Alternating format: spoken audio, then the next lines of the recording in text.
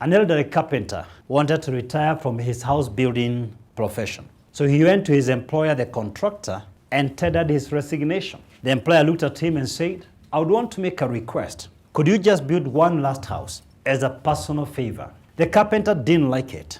He resorted to poor workmanship and used inferior materials. At the end, he invited his employer to inspect the project, the housing project.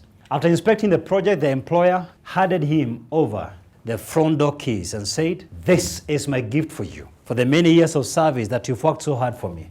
The carpenter couldn't believe it.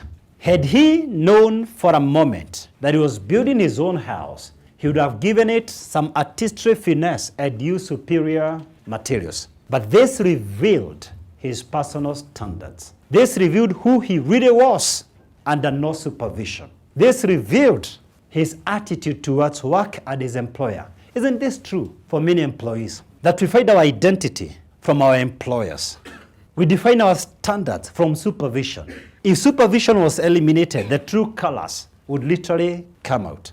We resign long before we resign. We get out of that job long before we get out of the door of that organization.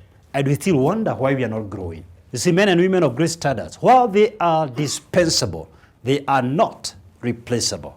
Once they leave that organization, it will be very difficult for anyone to squarely fit in their shoes. I ask you tonight, what is your standard as an employee? What is your standard as an employer?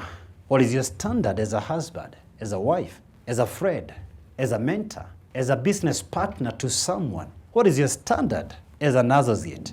If we gave you our mentorship certificate, what is your standard as a mentor? By what standard do you live? One major reason why a lot of people literally never achieve their goals in life is because there is a mismatch between their goals and their personal standards. Do you know, you can look at a fellow like this and know you can't lend him even 10K. There's a mismatch between what he's borrowing and his personal standard.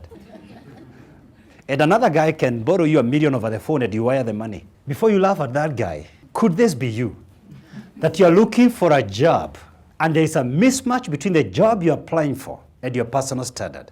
There's a mismatch between the salary you're looking for and your personal standard. There is a mismatch between the girl you want to date and your personal standard.